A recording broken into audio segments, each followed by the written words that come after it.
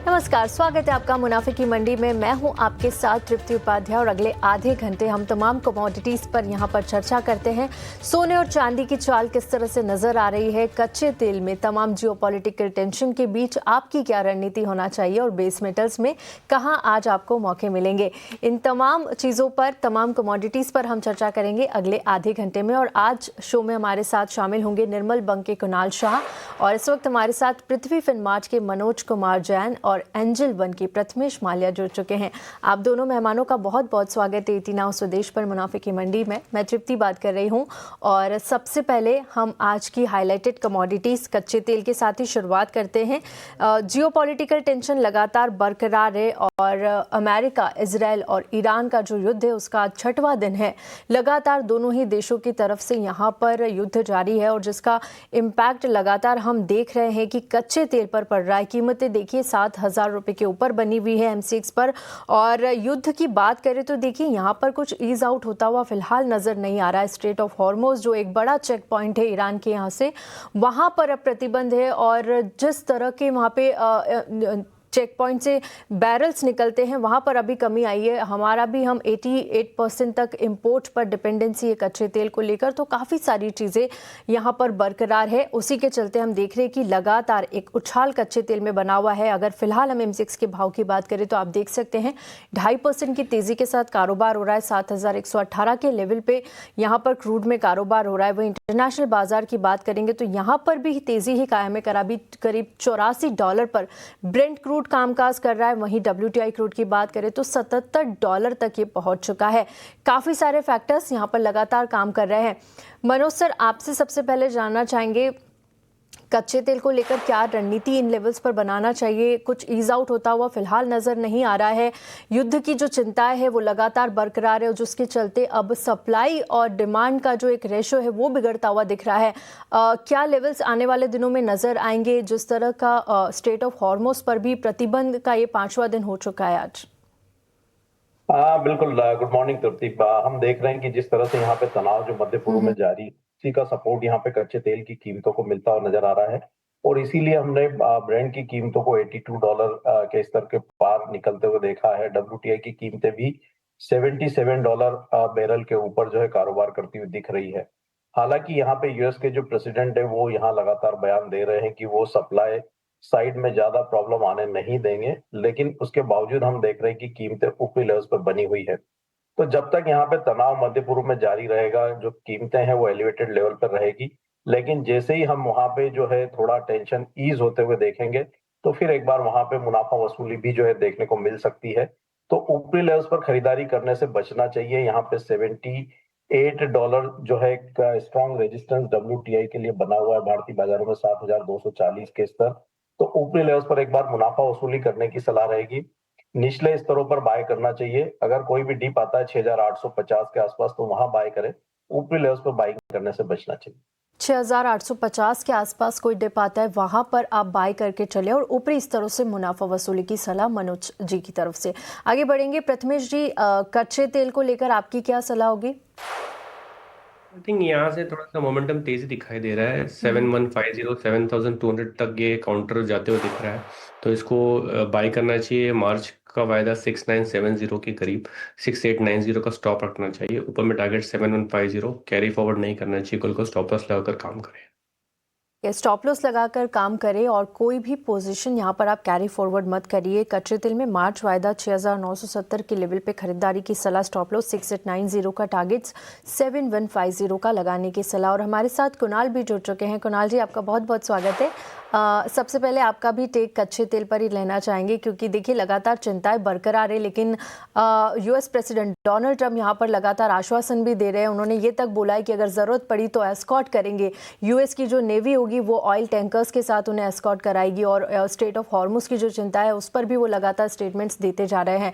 आपको क्या लेवल्स आने वाले दिनों में लग रहे हैं और इंट्राडे के लिहाज से क्या कोई कॉल बन रही है यहाँ पर?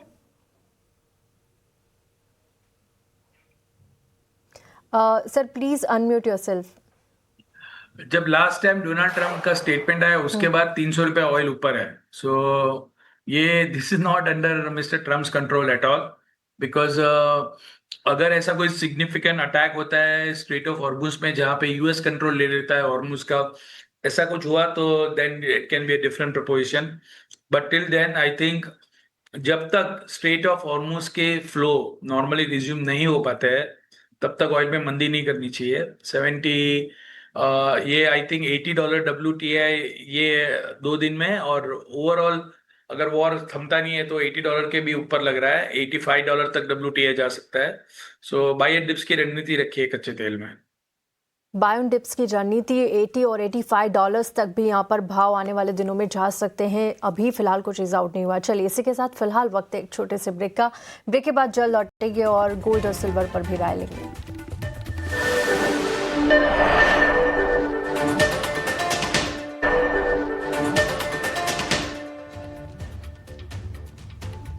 Welcome back. मुनाफे की मंडी देख रहे हैं आप, जहां पर लगातार कमोडिटी मार्केट का अपडेट जारी है। और चलिए ब्रेक पे जाने से पहले कच्चे तेल की हमने बात की और हमारे कमोडिटी एक्सपर्ट से उस पर राय ली, लेकिन अब वक्त हो गया है सोने चांदी की बात करने का। सबसे पहले हम गोल्ड के साथ ही शुरुआत करेंगे।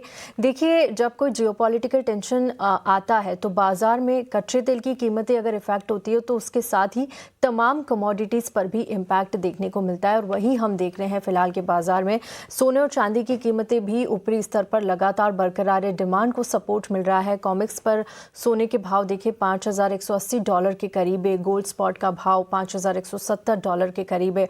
और घरेलू बाजार MCX पर अगर आप भाव देखेंगे तो यहाँ पर भी अच्छी तेजी है। फिलहाल यहाँ पर हल्की फुल्की तेजी के साथ 1,61,851 के करीब, 1,62,000 के करीब यहाँ पर सोने के भाव पहुँचते हुए। ईरान पर अमेरिका और इजराइल की एयर स्ट्राइक्स जारी है। लगातार 6वां दिन है यहाँ पर और ग्लोबल अनिश्चितताएं बरकरार है, जिससे सेफ हेवन की डिमांड बढ़ रही है। और फेड की तरफ से ब्याज दरों को लेकर भी फिलहाल जो आक्रामक कटौती की बातें हो रही थी वहां पर भी थोड़ा सा पॉज लगता हुआ नजर आ रहा है। हो सकता है कि जून या सितंबर में रेट कट ना हो। और चाइना की बात करें तो यहाँ पे लगातार 15वें महीने सोने की खरीदारी जारी है। डिमांड मजबूत बनी हुई है।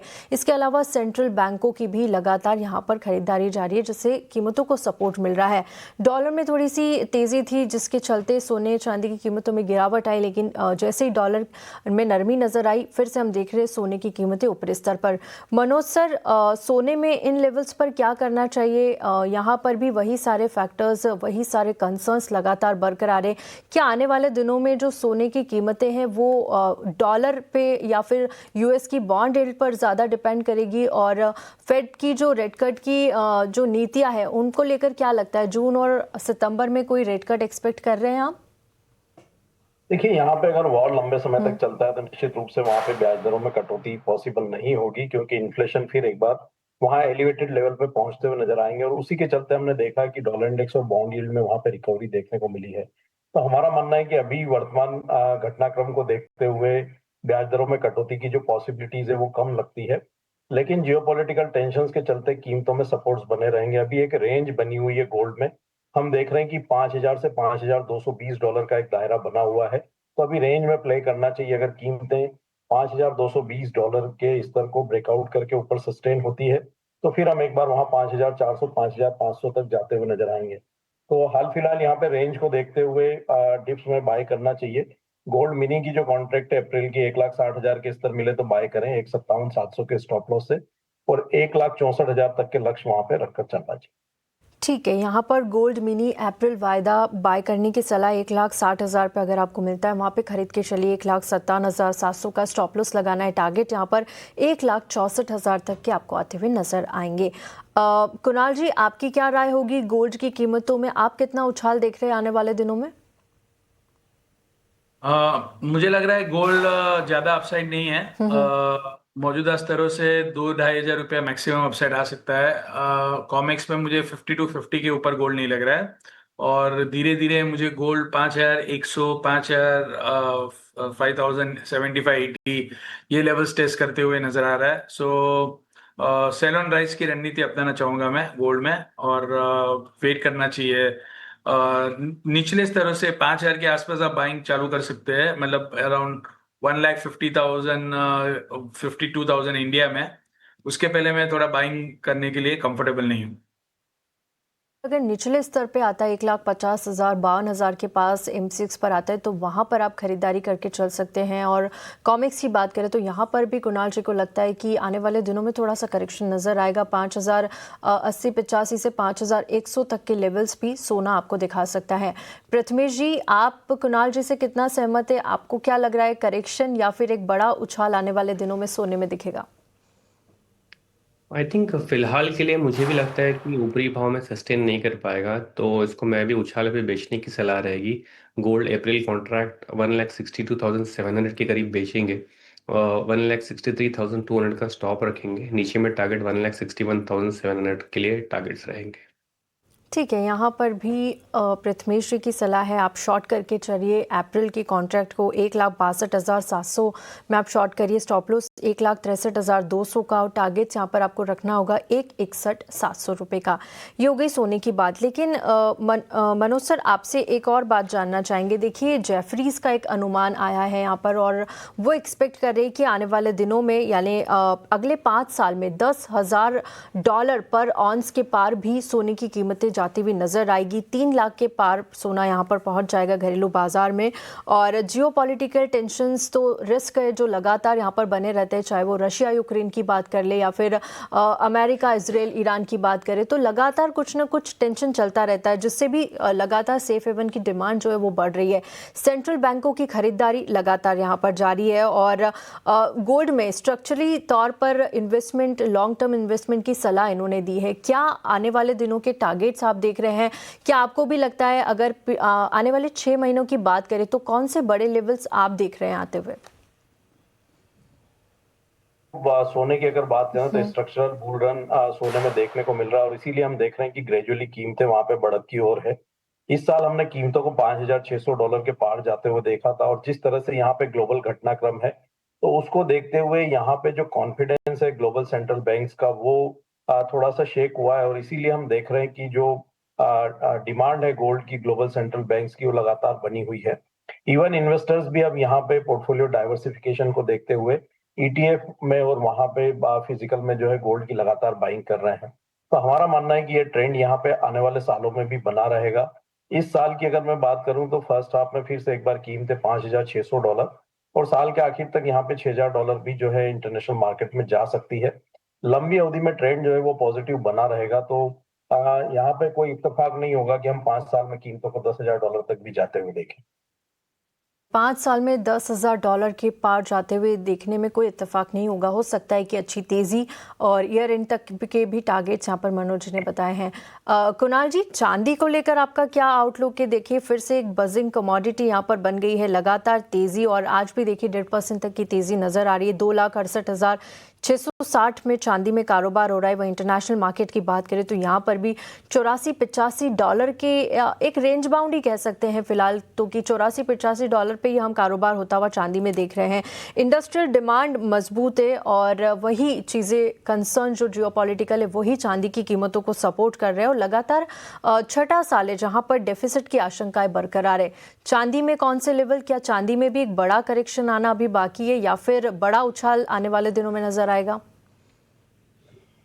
चांदी में मुझे लग रहा है कि ये 2,80,000 के ऊपर इंडिया में थोड़ा जाना मुश्किल है फार्मन कॉन्ट्रैक्ट और उछाले पे बेचने के लिए मैं रिकमेंड करूंगा 2,73,000 के आसपास बेच सकते हैं आप 260 तक के टारगेट के लिए। पर भी एक उछाल में आपको बेचने की सलाह सेल ऑन राइज की रणनीति चांदी के लिए कुणाल जी की तरफ से। प्रथमेश जी, आपको क्या फंडामेंटल्स चांदी में काम करते हुए नज़र आ रहे हैं? क्या शॉर्ट की सलाह होगी या फिर आने वाले दिनों में इंडस्ट्रियल डिमांड जो मजबूत बनी हुई लगातार, उससे चांदी की कीमतों को सपोर्ट मिलेगा? हम देख रहे हैं कि EV में जो है चांदी का यूज़ होता है, इंडस्ट्रियल डिमांड काफ़ी मजबूत है, चाइना की तरफ से जो डिमांड आ रही है, चांदी में क्या फैक्टर्स आपको लग रहे हैं और क्या कॉल इन लेवल्स पर लेना चाहिए?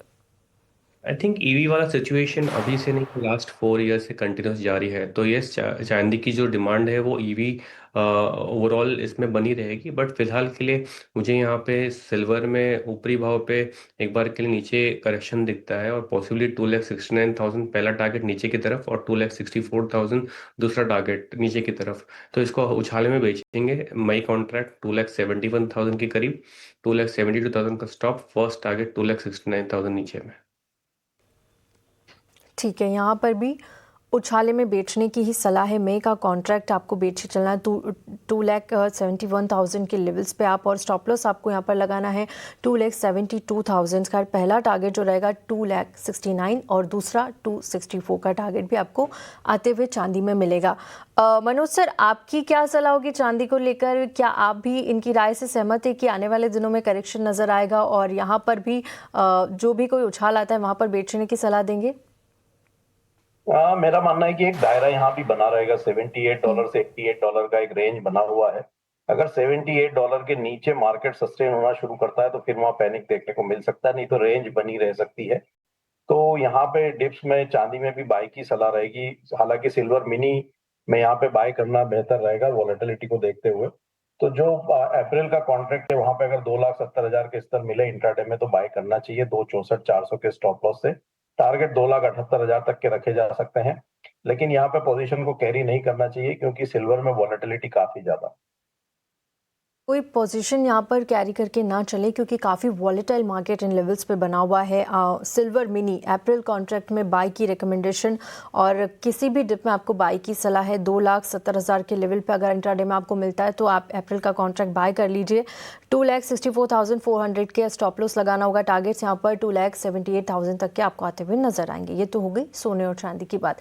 आगे बढ़ेंगे और अब चर्चा कर लेते हैं बेस मेटल्स की। सीमित दायरे में कारोबार होता हुआ पिछले कुछ दिनों में देख रहे थे, लेकिन आज देखिए एल्यूमिनियम में अच्छी तेजी यहाँ पर नजर आ रही। 335 पर एल्यूमिनियम वायदा कारोबार कर रहा है, करीब 1.5% से ज्यादा की तेजी है। और इसके अलावा जिंक की बात करें तो यहाँ पर भी आधे % की तेजी आप देख सकते हैं। 329 के लेवल पे कारोबार हो रहा है।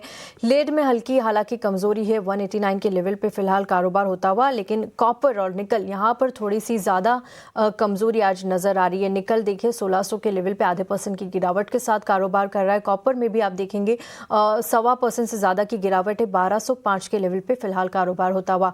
कुणाल जी, बेस मेटल्स में कुछ आपको पसंद आ रहा है? जब जब हमने देखा है कि सिल्वर चलता है तो उसके पैरेलल हम कॉपर में भी अच्छी रैली देखते हैं, लेकिन आज देखिए सिल्वर तो तेज है लेकिन कॉपर में गिरावट है। हालांकि आज बेस मेटल्स में एल्यूमिनियम में अच्छी तेजी नजर आ रही है।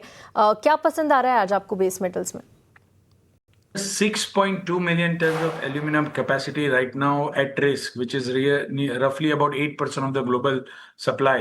So I think aluminum looks fundamentally much better considering whatever is happening in the Middle East. आज सवेरे बहरीन में भी एक स्मेल्टर ने अपना ऑपरेशंस बंद फोर्स मेजर करने के लिए बोल दिया है. So I think base metal is a better proposition. Base metal में aluminum is a better investment और बेटर ट्रेडिंग बेट राइट नाउ. एल्यूमिनियम के प्राइस तेजी से बढ़ने चाहिए आने वाले दिनों में. ऑलरेडी बढ़े हैं 2 दिन में और भी बढ़ेंगे. ठीक है, यहाँ बेस मेटल्स में काफ़ी सारी खबरें हैं, फंडामेंटली काफ़ी मजबूती नज़र आ रही है। आज भी अच्छी तेज़ी और आने वाले दिनों में भी एक्सपेक्टेड है कि अच्छी रैली यहाँ पर एल्यूमिनियम में नज़र आएगी। ठीक है, आगे बढ़ेंगे और प्रथमेश जी आपसे समझेंगे आपकी बेस मेटल्स में आज क्या पसंद रहेगी। आपको भी लगता है कि आने वाले दिनों में एल्यूमिनियम में अच्छी तेज़ी नज़र आएगी, लेकिन कॉपर का आउटलुक क्या रहेगा? आई थिंक इतना कुछ जियोपॉलिटिकल एस्केलेशन होने के बावजूद में कॉपर रिलेटिवली परफॉर्म नहीं कर रहा है यहाँ पे। मेरे ख्याल से कॉपर में एक बार के लिए नीचे का रुख देखने को मिल सकता है। 1209 के करीब मार्च कॉन्ट्रैक्ट बेचने की सलाह रहेगी। 1214 का स्टॉप रहेगा और नीचे में टारगेट 1199 के लिए रहेंगे। ठीक है, यहाँ पर कॉपर में बेचने की सलाह है आपको। मार्च का कॉन्ट्रैक्ट शॉर्ट करिए 1209 के लेवल पे, स्टॉप लॉस 1214 और टारगेट्स यहाँ पर 1199 तक के आपको रखने होंगे। मनोज सर, बेस मेटल्स में आपकी क्या सलाह होगी? आज आपको क्या पसंद आ रहा है? बेस मेटल्स में यहाँ पे हम देख रहे हैं कि कॉपर एक दायरे में बना हुआ है, लेकिन निचले स्तरों पर सपोर्ट्स यहाँ पे लगातार मार्केट जो होल्ड करती हुई दिख रही है। तो अगर यहाँ से और थोड़ी सी 10-15 रुपए की करेक्शन आती है, कॉपर में 1188 के आसपास मार्च वायदा मिलता है, तो वहां फिर एक बार जो है बाय इनिशिएट किया जा सकता है 1174 के स्टॉप लॉस से। ऊपर में यहाँ 1212 तक के जो है टारगेट रखे जा सकते हैं। 1212 क्लोजिंग बेसिस पर एक क्रूशियल रेजिस्टेंस बना हुआ है। मार्केट अगर इसके ऊपर सस्टेन होगा तो फिर से हम एक बार कीमतें 1230 तक भी जाते हुए देखें। ठीक है, ये सलाह मनोज जी की तरफ से आती हुई। बेस मेटल्स में कॉपर पर आपको मार्च का कॉन्ट्रैक्ट बाय करना है 1188 के लेवल पे। स्टॉप लॉस 1174 का और टारगेट यहाँ पर 1212 तक के आपको आते हुए नजर आएंगे। चलिए आगे बढ़ते हैं और अब बात कर लेते हैं एनजी की। नेचुरल गैस एक लगातार काउंटर जो बस में भी रहता है, और जब यहाँ पर कोई उछाल आता है तो एक बड़ा उछाल और करेक्शन भी, यहाँ पर बड़े करेक्शन देखने को मिलते हैं। लेकिन जिस तरह से युद्ध की बातें लगातार जारी है और एनर्जी की डिमांड और सप्लाई को लेकर भी चिंताएं चल रही है, डिमांड बढ़ती हुई दिख रही है, तो देखिए नेचुरल गैस में भी 1.5% की तेजी आज आप देख सकते हैं। 276 के लेवल पे एनजी में कारोबार हो रहा है। वहीं इंटरनेशनल बाजारों की बात करें तो यहाँ पर भी अगर हम एनजी की कीमतें देखें, नाइमेक्स पर अगर आप इस वक्त भाव देखेंगे तो वहाँ पर भी तेजी ही नजर आ रही है। हालांकि पिछले सेशन में थोड़ी बहुत गिरावट जरूर देखने को मिली थी। क्या सलाह इन लेवल्स पर पृथ्वी जी एनजी में होगी? एनजी में मेरे ख्याल से नेचुरल गैस का 280 की स्ट्राइक का पुट ऑप्शन बाय करना चाहिए। 19 रुपए के प्रीमियम पे मिलेगा आपको ये। 14 रुपए का स्टॉप लगाइए, टारगेट 29 के लिए रखिए। ठीक है, पुट ऑप्शन यहाँ पर बाय करके चले। मार्च का कॉन्ट्रैक्ट 280 पर और 19 पर आपको लेना है। स्टॉप लॉस 14 का और टारगेट यहाँ पर 29 का। कुणाल जी, एनजी को लेकर आपकी क्या सलाह होगी? आप सुन पा रहे Kunal ji? Considering the geopolitical environment, sale तो नहीं करना चाहिए, बाय करके ही काम करना चाहिए। और ऊपर में 290 तक के टारगेट्स आप एक्सपेक्ट कर सकते हैं। कि तमाम जियोपॉलिटिकल टेंशन्स को देखते हुए शॉर्ट की सलाह तो नहीं है। 290 तक के टारगेट्स यहाँ पर आपको ऊपरी स्तर में आते हुए नजर आएंगे। फिलहाल 276 के लेवल पे नेचुरल गैस में कारोबार हो रहा है। मनोज सर, नेचुरल गैस में आप कौन से लेवल्स अब आते हुए देख रहे हैं? मेरा मानना है कि एक दायरा ही यहाँ बना रहेगा। हम देख रहे हैं कि ऊपरी लेवल्स पे कीमतें सस्टेन नहीं हो रही है डिस्पाइट इतना बड़ा जियोपॉलिटिकल टेंशन होने के बाद भी। तो 290 यहाँ पे स्ट्रॉन्ग रेजिस्टेंस बने रहेंगे। अगर लॉन्ग की पोजीशन कोई होल्ड कर रहा है तो ऊपर के स्तरों पर वहां पे मुनाफा वसूली कर लेना चाहिए। एक दायरा यहाँ पे 268 से 288 का बना रह सकता है। 268 से तक का दायरा, एक रेंज बाउंड दायरे में कारोबार होता हुआ एनजी में नजर आएगा। चलिए, इसी के साथ आप तीनों मेहमानों का बहुत बहुत शुक्रिया हमारे साथ जुड़ने के लिए, तमाम कमोडिटीज़ पर अपनी राय रखने के लिए और कमोडिटीज़ के फंडामेंटल्स भी हमारे दर्शकों को समझाने के लिए शुक्रिया। देखिए, पाम को लेकर एक बड़ी खबर है, वो आपको बता देते हैं। पाम क्यों हुआ धड़ाम, इसके पीछे क्या रीज़न है? मलेशियाई पाम तेल वायदा 4180 युआन पर टन के करीब है। डालियाना और शिकागो मार्केट में सोयाबीन तेल की कीमतों में भी गिरावट देखने को मिली। 4 हफ्ते के ऊपरी स्तरों से पाम तेल में मुनाफा वसूली हावी है। इंपोर्ट आंकड़ों में नरमी से बाजार का जो मनोबल है और भी गिरा है, और त्योहारी मांग के बावजूद फरवरी में शिपमेंट जनवरी की तुलना में करीब 21% से 22.5% तक कम रहा। चीन की तरफ से डिमांड में कमी आई है। चीन में लंबी छुट्टी थी लुनार न्यू ईयर की, उसके बाद पाम ऑयल डिमांड प्रभावित होती हुई दिख रही है। कमजोर रिंगिट और कच्चे तेल की कीमतों में मजबूती से नुकसान यहां पर सीमित है। हालांकि घरेलू बाजार में फरवरी इंपोर्ट करीब 10.1% से बढ़कर 6 महीने के ऊपरी स्तर पर पहुंचता हुआ नजर आया और यहां पर 8,44,000 पर टन पर पहुंचता हुआ नजर आया। चलिए, इसी के साथ मुनाफे की मंडी में फिलहाल इतना ही। मुझे दीजिए इजाजत, लेकिन आप कहीं मत जाइए। ET Now स्वदेश पर खबरों का सिलसिला और एक्शन ऐसे ही जारी रहेगा। नमस्कार।